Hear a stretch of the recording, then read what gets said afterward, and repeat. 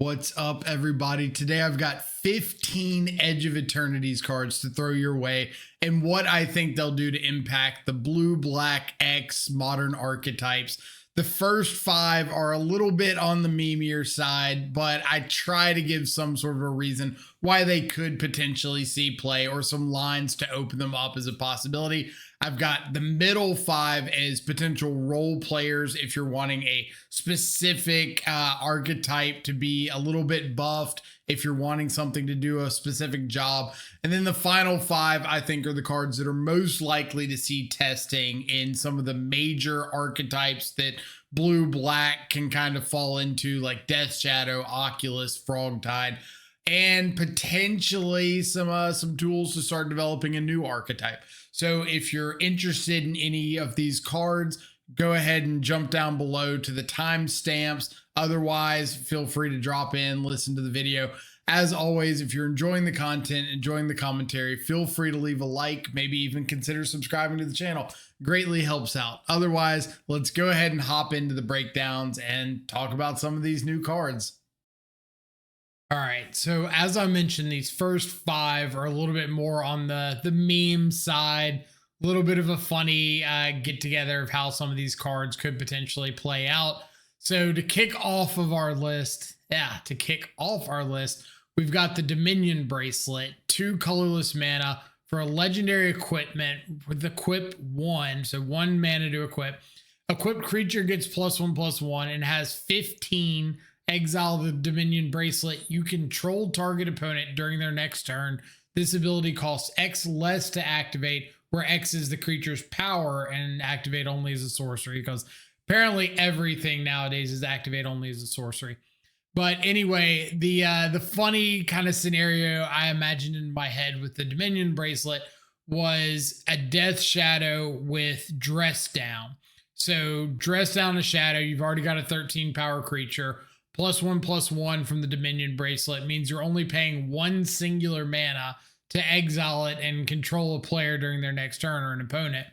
So I kind of concocted some funny scenarios of turn 1 Thoughtseize, turn 2 like play out a Shadow, turn 3 Dominion Bracelet plus interact, turn 4 Dress Down, strap up the bracelet, take your turn, something like that. I don't think it's good.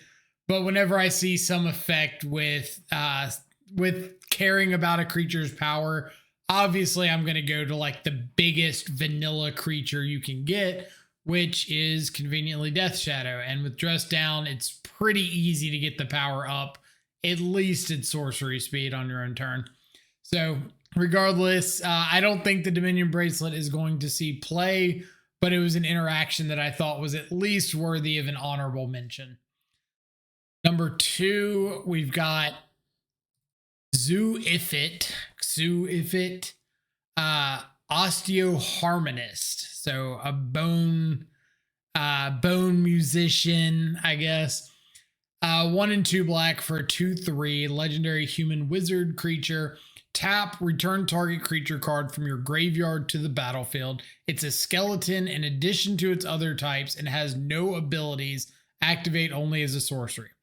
So again, with Death Shadow, you just get to tap this, bring back a 13/13, vanilla 13/13. Because remember, Shadow on the bottom right corner where the power and toughness is, says 13/13. So when it loses all abilities, that is what it is.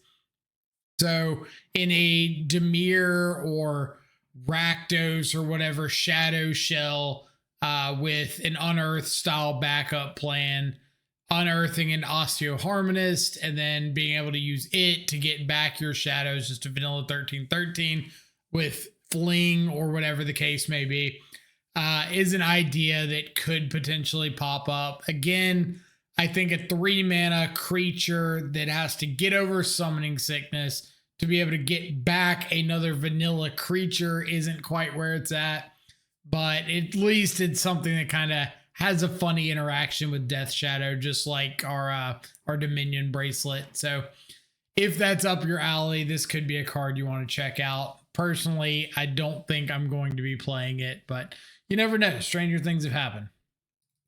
Number 3, We've got Unravel.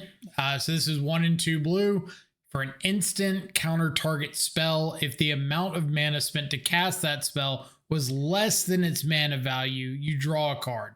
So the immediate implication is decks like Eldrazi, like Tron, where your opponent's trying to play a 6, 7, 8 mana card with only 3 or 4 lands. Then Unravel becomes 1, 2 blue, counter spell, draw a card. Obviously, at face value, that seems pretty good until you start realizing that all of these big Eldrazi and Ugins and whatnot have cast triggers. And unless you're dealing with Consigned to Memory or Whirlwind Denial, pretty good chance that cast trigger is just going to like wreck your entire day. So best case scenario, Unravel would be like 3 mana, counter a really big Kozilek's command, draw a card, or 3 mana counter like a Sire of 7 Deaths, draw a card. But I think that more often than not, it's just going to be worse than Force of Negation or Counterspell because it's more mana intensive. So you're not able to use it on those earlier, like Karn the Great Creators on the draw, or a turn 2 Talisman or something like that, with Unravel being that 3rd mana. But if things did slow down, maybe if Ugin's Labyrinth called a ban in the future and Ugin still wasn't seeing that much play, who knows? Unraveling a Kozilek's command could be a little bit better than the average counterspell. So just wanted to bring it up here. Number 4, we've got Archenemy's Charm, the continuation of the Archmage's Charm, Archdruid's Charm. So 3 black, choose 1. Exile target creature or planeswalker. Return 1 or 2 target creature and or planeswalker cards from your graveyard to your hand, or put 2 +1/+1 counters on target creature you control. It gains lifelink until end of turn. So I'm not really excited about this one, unfortunately. I think it had some potential, and there were just a few differences I would have made. Like, I really like the first mode. Exiling a creature or a planeswalker for triple black instant speed is not bad at all. We've seen Heroes Downfall see significant constructed play before. Obviously, exile is very relevant in the face of cards like Flage at the moment. The return 1 or 2 target creature cards from the creature or planeswalker cards from the graveyard to your hand, I think's pretty weak. I would have really liked to see this be like return a creature or planeswalker CMC 2 or less from the graveyard to the battlefield. I don't think I want to see a 3 mana planeswalker returned. Like instant speed reanimate Teferi sounds awful, but instant speed reanimate like one of your cheap creatures, or potentially get back a 2 mana planeswalker if there are any, Tybalt, whatever. I think that could be a little more interesting. And the 2/1/1 counters on a creature gains lifelink, very reminiscent of like Abzan Charm back when it saw some play. The 2/1/1 counters, lifelink, not the most relevant keyword in Modern, but obviously you can't have 3 stellar modes on every charm that you run out. So ultimately, I don't think Archenemy's Charm is going to see modern constructed play, but could end up seeing some standard effort somewhere. But last but not least, for the honorable mentions, Gigastorm Titan, 4 and a blue for a 4/4, costs 3 less to cast if you've cast another spell this turn. So the only reason I'm pointing this one out is it reminds me of Stormwing Entity, except Stormwing Entity required you to play an instant or a sorcery to reduce its cost. Gigastorm Titan just requires another spell, period. So imagining a world where you have a Bobble on 2 into a Titan, and you just have a 2 mana 4/4 beater effectively, or an Opal, Mox Amber into a Titan, whatever.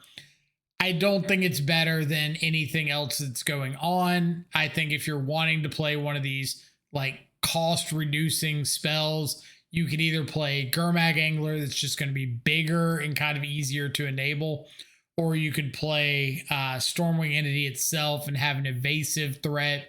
The Titan just being a vanilla 4/4 is pretty limiting, but I just like the idea of anything that can reduce its cost significantly, as well as in this case, turn on Stubborn Denial. So anyway, that's it for our 5 honorable mentions. Let's get on to our 5 that I think might have a niche. All right, so this is, like I said, our 5 that I think could potentially see play in the right shell. Number 5 is Hymn of the Faller. 1 in a black, Surveil 1, then you draw a card and lose 1 life. And it's got Void if a non-land permanent left the battlefield this turn or a spell was warped this turn. Draw another card. So Night's Whisper type vibes of 1 in a black, draw 2 cards.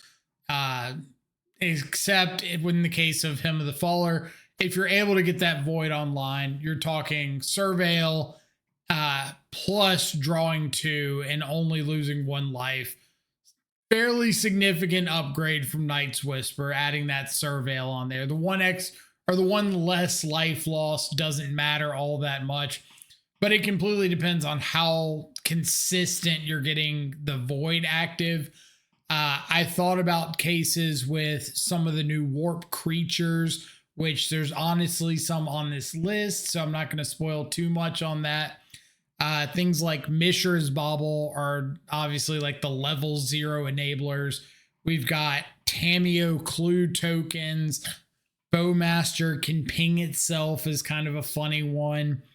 Tamiyo flipping enables it.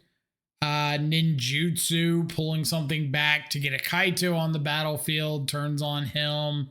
So there's a bunch of ways to enable Void that aren't as just straight obvious as you think they'd be. Killing something on your opponent's side, playing it, whatever the case may be. So I don't think that enabling Void is difficult enough for it to be like a serious drawback. So if you are seeing cards with Void on them, I would consider them being very much castable for the Void advantage. But Hymn of the Faller, I think being like an upgraded Night's Whisper, card advantage in black is not something that's easily come by, especially for a single black pip. So having the ability to work on filling your graveyard, draw multiple cards, so actually being card advantage and being very reasonably costed, I think puts Hymn of the Faller in the category of could potentially get there if the right shell comes along. Number 2, we've got Starfield Shepherd. So this is more for the Death Shadow archetype, but I know I've seen people interested in this card as potentially something for the energy outlets. So for getting your Ocelot Pride, getting your Guide of Souls, something like that. And I do think ultimately that shell is probably better, but obviously we're talking about like blue-black X on this channel.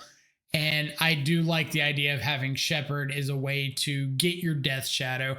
We've seen Ranger Captain of Eos is a 3-mana way to get your Shadow. Shepherd being 2 mana to warp it into play instead of 3, significant deal. I guess I didn't even go over what it is. 3 and 2 white for a 3/2 flyer. When it enters, search your library for a basic Plains card or a creature with mana value 1 or less. Reveal it, put it into your hand, then shuffle. Warp for 1 and a white. So when you warp, you cast the card, enters the battlefield, and then at the end of your turn, it's removed and put into exile, and then you can cast it later from exile, like paying its full cost. But either way, the idea of being 2 mana to go get a shadow or go get something comparable to a shadow, you could go get like a Nethergoyf, you could go get a Ragavan, Dragon's Rage Channeler. What's the, not Haywire Might, the other Might that I can't remember that loses a bunch of life. Anyway, just having another way to tutor up a shadow in your white, black, X shadow list. So I think Starfield Shepherd, if you were already playing Ranger Captain, unless you're heavy on Mardu with like Unearth, Faithless Looting, all that, could be an avenue that you want to look at to improve the consistency there. Number 3, we've got 0 Point Ballad. So X and a black. Destroy all creatures with toughness X or less. You lose X life. If X is 6 or more, return a creature card put into a graveyard this way to the battlefield under your control. So the 6 or more clause is basically irrelevant to 99.9% of modern decks out there. I'm sure there's like some Umori Coffers players that are going to fall in love with this card instantly. But for us normal folks, it's never going to come up. The cases that this would be better than something like Toxic Deluge is turn 2 almost exclusively. So being able to pay 1 and a black to destroy Ocelot Pride, any cat tokens on the board, Ragavan, 2/1 cat tokens, or get up to 3 mana and effectively be Toxic Deluge at 3. The downside and the reason I don't think this will see play over Toxic Deluge is because for Deluge at 3 mana, you can pay 3 life and destroy things like Voice of Victory, where 0 Point Ballad, you're going to have to get up to 4 mana to be able to cast it for 3 to kill a Voice of Victory. And I think that's a pretty significant deal breaker. You might have a little bit of contention between playing 0 Point Ballad and playing Meat Hook Massacre. Kind of similar effects where you really want to hit everything with 1 toughness. And once you start getting more than that, it gets a little dicier. Meat Hook has a little more upside in the case of Goblin Bombardment. 0 Point Ballad has a little more upside in the case of efficient mana cost. So going to be trying out 0 Point Ballad as long as energy is so popular. But I think ultimately Toxic Deluge is still going to have the edge in terms of the sweeper options for Dimir, for Esper, outside of like pest control. Number 4, we've got Quantum Riddler. So card that obviously the blue, black, white blink decks have been potentially interested in, kind of just checking out some sweet lines. So 3 and 2 blue for a 4/6 Flying Sphinx. When it enters, draw a card. As long as you have 1 or fewer cards in your hand, if you would draw 1 or more cards, you draw that many cards plus 1 instead, and then warp for 1 into blue. So the reason the blink decks really like the idea of Quantum Riddler is you can warp it on like turn 3, ephemerate it. So enters, draw a card, ephemerate it, blink it, draw a card. You don't have to put it to exile with warp anymore. It's now like a new instance of the Riddler. Next upkeep, you either can blink it again, draw another card, or just have a 4/6 flying attacker, which is very relevant at getting the game over with. For us specifically, for more of the Dimir archetype, we've seen instances of blue-black scam before with some of these like not otherworldly gaze, ghostly flicker style effects that are blue blinks, blue ephemerates used on cards like Subtlety, before Grief, but obviously Grief's not here anymore. Just ways to blink a blue creature on the battlefield. Quantum Riddler could fit into that package. I do think Riddler pairs extraordinarily well with the evoke elementals and forces and stuff like that, because you're using these cards so aggressively early, getting them out of hand. Riddler comes down and you might have the chance to start drawing extra cards as soon as you get it into play, sticking around. So I do think there's a really cool refuel aspect of Riddler. Also being 5 mana is not out of the question for hard casting it.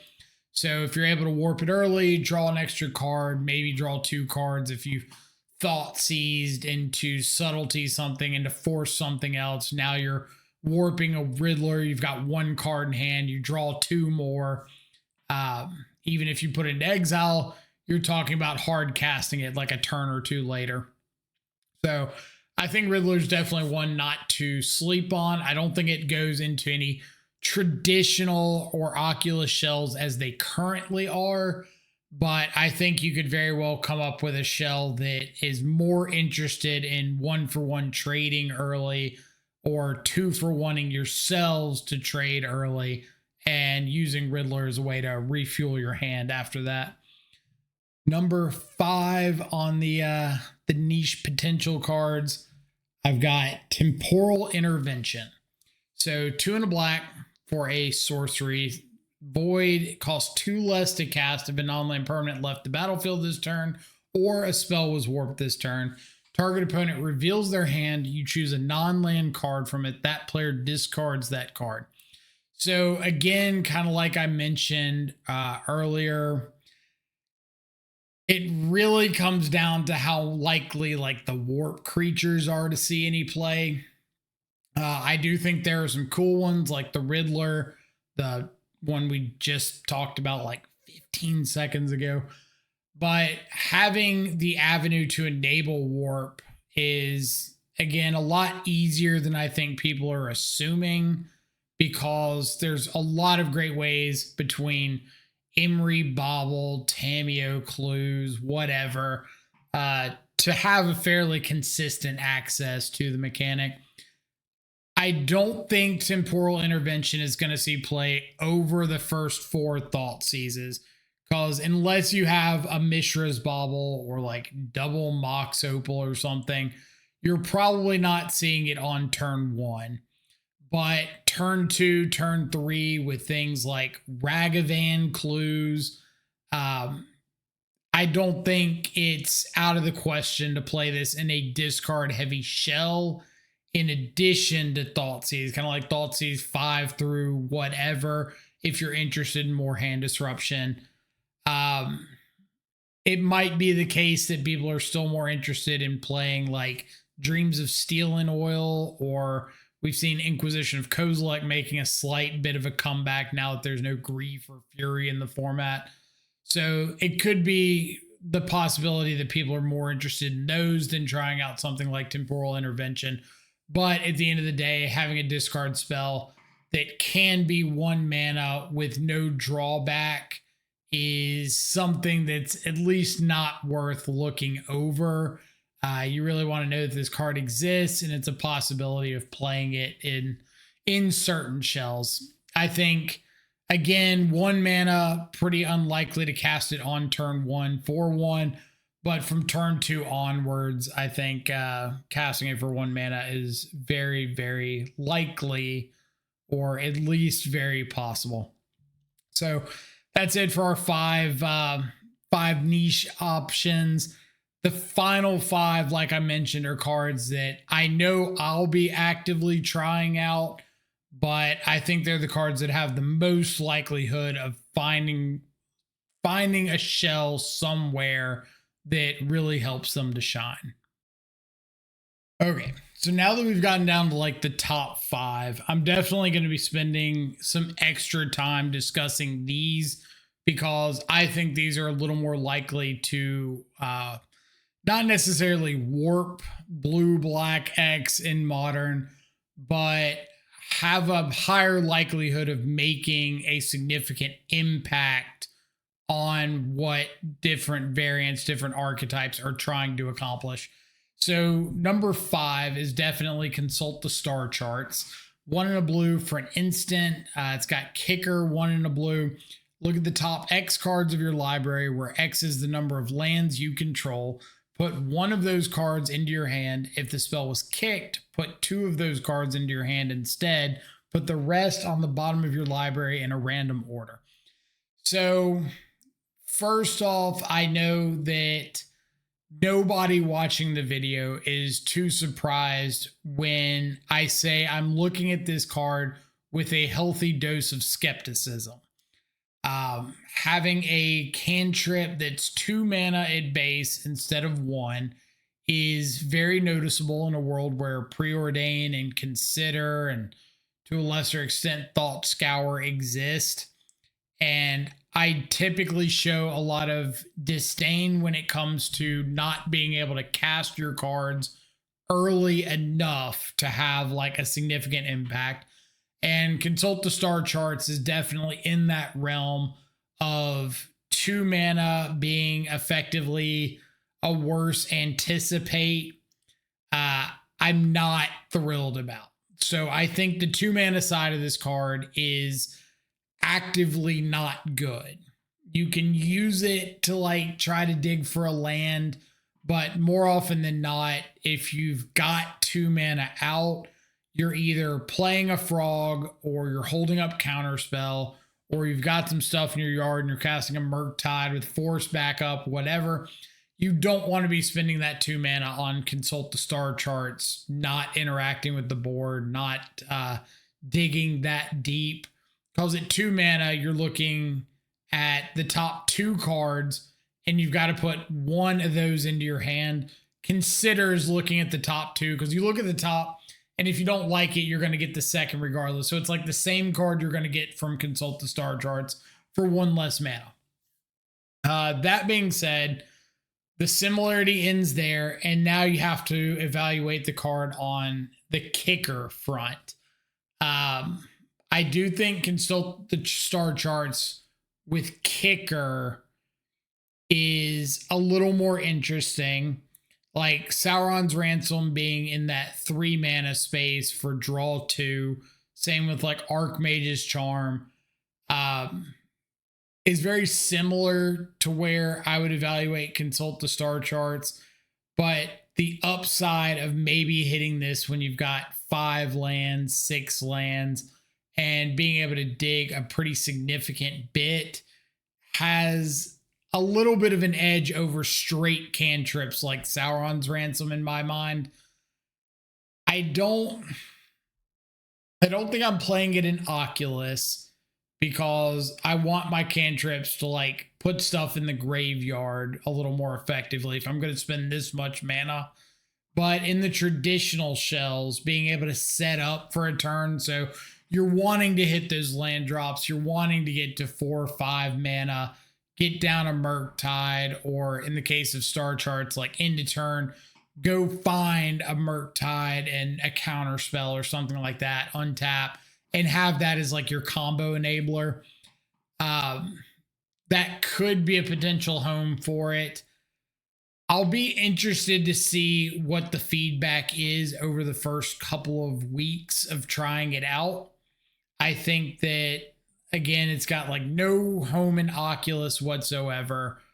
I don't think it's got a home in Death Shadow. So it's really traditional Frog Tide builds is about the only place I could potentially see it. And it's just going to come down to whether or not people feel like they want that extra cantrip, or if they're fine with just putting another 1 mana cantrip to help like find a Murktide or find a Kaito, find whatever the case may be at that time. But we all know Dimir has significantly struggled with card advantage for months now. So anything that does say give you back more cards than you invest into it is at least looked at very, very closely as a potential upgrade to the deck. So that's Consult the Star Charts. Number 2 is Cosmogoyf. So black and a green, star 1+star. Power is equal to the number of cards you own in exile, and its toughness is equal to that number +1. In traditional Murktide or in Oculus, I do not like Cosmogoyf. I think that the card is very, very underwhelming. I think anytime you're talking about a vanilla creature with no evasion, no special buffs, no ways of getting it through blockers, I think that is very, very lackluster. That being said, I think there are a number of ways that you can make the card more impactful.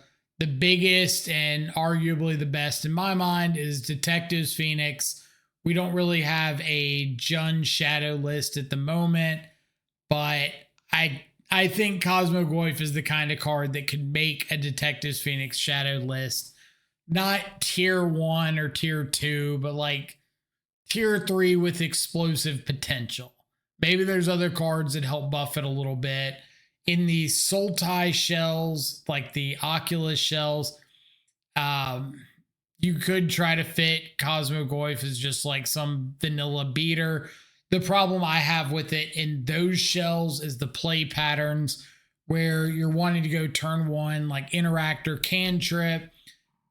Turn 2, you're either playing a Cosmogoyf or you're trying to set up like an Oculus or whatnot. Assuming you play a Cosmogoyf, that's not putting more cards in your graveyard to help you cast a Murktide or an Oculus on 3. If you don't play the Cosmogoyf and you play your big threat on 3, that means you're not playing the Cosmogoyf until 4, attacking on 5, and that's really, really slow and clunky for a vanilla on the ground threat. So, especially one that's capping out at like a 6-7 in those scenarios. So I don't think Cosmogoyf's fitting into traditional Merc or Oculus, but I do think, like I said, there could be a Jun Shadow style Detectives Phoenix Shadow list with Cosmogoyf that works on filling its graveyard through cards like Malevolent Rumble or Faithless Looting, Grizzly Salvage, Street Wraith, Mishra's Bauble, and just hits everything with a like Detectives Phoenix to fly and haste to Cosmogoyf, maybe even for a 1-turn kill. So Cosmogoyf, I think we'll see play. I don't think it will see play in the blue-black X decks, but maybe there's like a 4-color aggro deck that comes around with it, with Frog and Cosmogoyf and Shadow and Detectives Phoenix. So whoever's better than me at brewing mana bases, come up with that real quick. Number 3 is Tragic Trajectory. This one I do think's a little slept on. So it's 1 black, target for a sorcery, is a sorcery.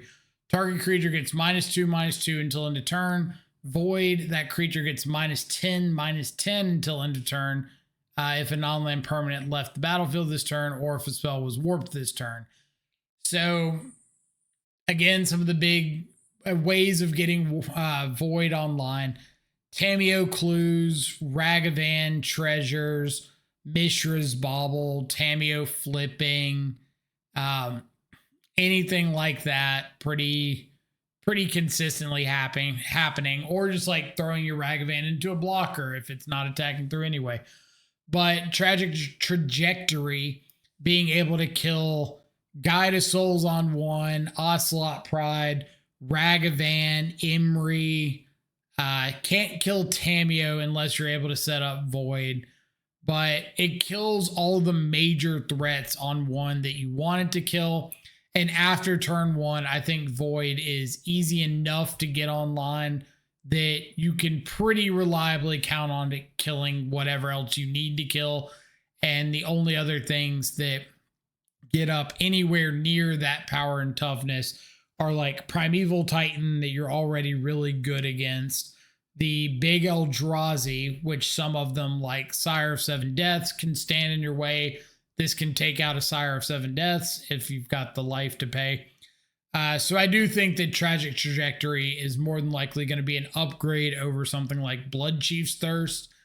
If you're already okay paying 2 mana for your removal spell with like Shoot the Sheriff, then I think you're still sticking with Shoot. But if cards like Ragavan and Imri are really prevalent in your local meta and you want more 1 mana interaction, then I think Tragic Trajectory takes over that Bloodchief's Thirst spot. You don't have to kick it. You don't have to pay 4 mana to kill a lot of that bigger stuff. You can just figure out some way for your deck to enable Void, cast it that way, take out whatever the big thing is.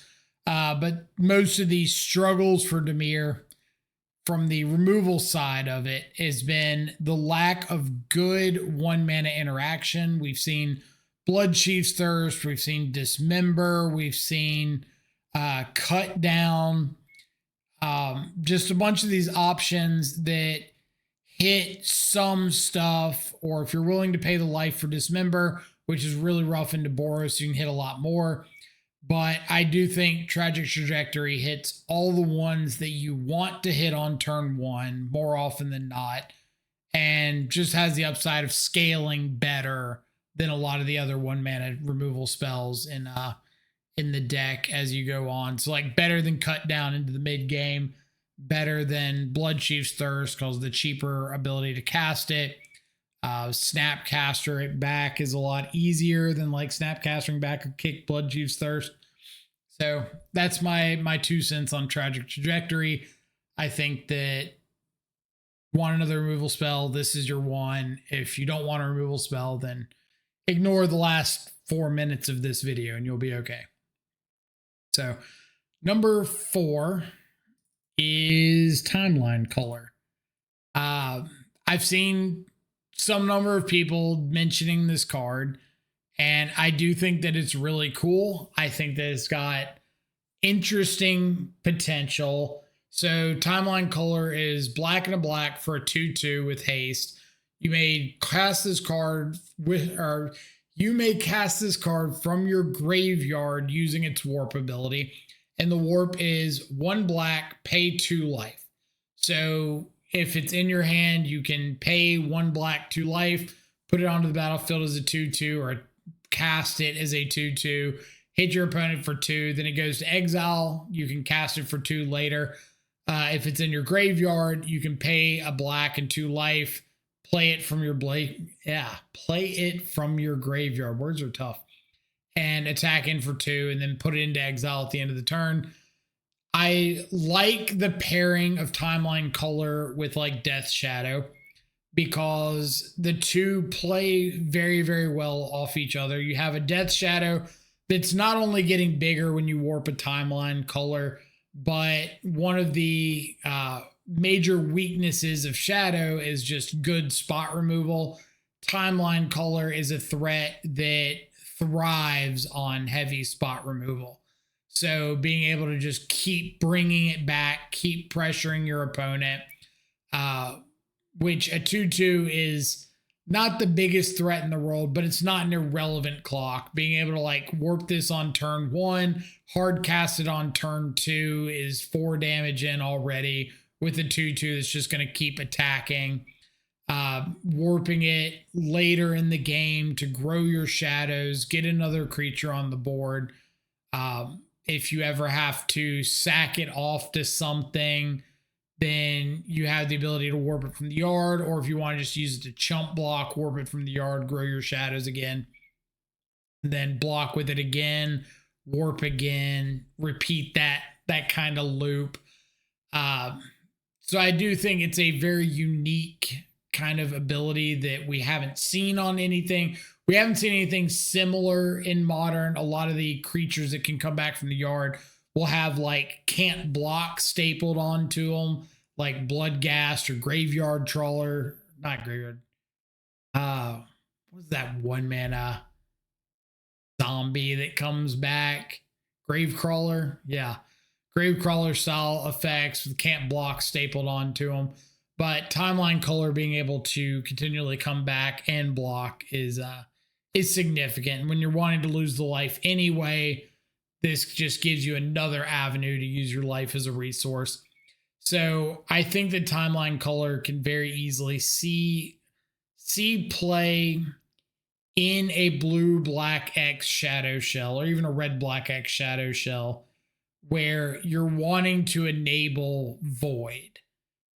We already saw the Intervention card, the Thoughtseize with Void. We've seen a couple other cards that care about Void. We've got Cecil in the format now that cares about the life loss. A bunch of ways to utilize your life total early. A bunch of things that care about permanence leaving the battlefield. The Tragic Trajectory. Timeline Culler, the Intervention, Tameo, Mishra's Bauble, all pair like fairly well together. So I think there's a shell somewhere in there that utilizes a lot of these value pieces. Just going to be a matter of finding what that is and how best to bring all those pieces together. So that's number 4. Number 5 is probably my favorite card of the set, and one that I really feel like has been slept on. I've seen a couple of people talking about it here and there, but really not many. And it kind of makes me sad because it's very reminiscent of one of my favorite cards in Modern at the moment. And that is Sunset Saboteur. So 1 and a black for a 4/1 with Menace. Ward, discard a card. So it's got that Graveyard Trespasser style ward ability. Whenever this creature attacks, put a 1/1 counter on target creature an opponent controls. So looking at it just face value, there's a few aspects of the card that definitely don't seem that exciting. So an X1 traditionally in Modern has not had very good survival rates with cards like Wrenn and 6, with Lava Dart, Ocelot Pride at the moment. Just not able to attack into much, not able to survive really anything. But Sunset Saboteur has got this very key ward ability that I do think helps out on that front a lot. So you've got a 2-mana 4/1 with Menace. So it's got built-in pseudo evasion. It's not as good as flying, but it is a way to start attacking through other players putting pressure on the board. You've got Ward, discard a card. So at 2 mana, being able to come down and provide potentially immediate card advantage, especially into things like Orcish Bowmasters right away, is very helpful. 4 power on a 2-drop is significant. Not only does it enable Stubborn Denial in the Shadow Shells, which I definitely don't think the Shadow Shells are the only ones that this could potentially fit into, but it closes the game out extremely quickly at 4 power. So you're talking about play it out on 2, 5 turns later, you've killed your opponent if nothing else happens. But obviously you've got frogs, you've got Murktides, Oculus, you've got counter spells, whatever the case may be. And then the third ability, whenever it attacks, put a 1/1 counter on target creature and opponent controls. So in Modern, there's not that much that you mind putting a 1/1 counter on, because if you put a counter on something like, say, a Ragavan, still dies to a fatal push. You put a 1/1 counter on a Arboreal Grazer, still not blocking the Saboteur. You put a 1/1 counter on something that you're planning on killing anyway, or you put a 1/1 counter on a creature and then you play out a Murktide or an Oculus, and you don't really care about that 1/1 counter because you just have a bigger threat to follow up while this Saboteur keeps attacking. But more importantly, there's a lot of decks in Modern that don't have the board presence to take advantage of that 1/1 counter.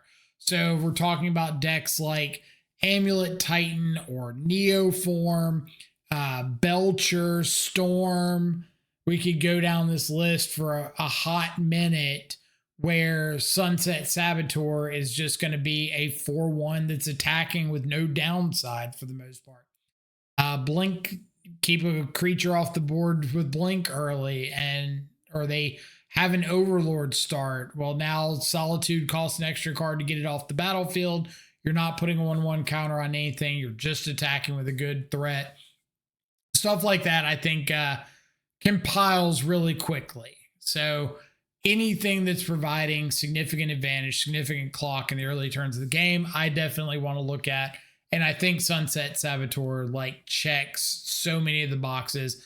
There's also a ton of corner cases with the Saboteur.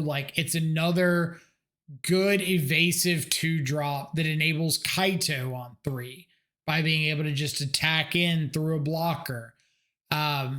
it's a really good way to avoid graveyard disruption.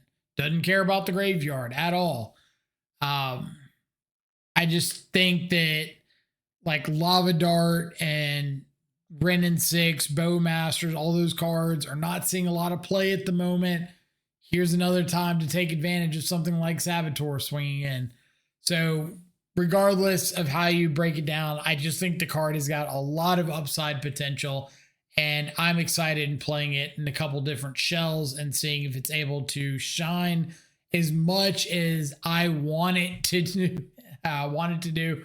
But who knows? I could be completely wrong, but either way, I'm excited to play this card, and I think that everybody should give it a shot before they write it off. That's a long breath. Okay, so that's all I got for you today. That's my 15 cards from Edge of Eternities that I think either could see meme play or niche play or significant play.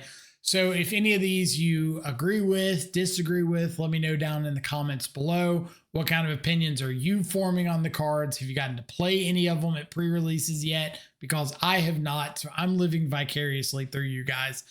Other than that, I've got links down below to all the socials. Click them if you want to click them. Love to have you join the Discord especially. Hope you all have a fantastic rest of your day. Stay safe. Enjoy some good food and company. I will catch y'all back live later. Adios for now.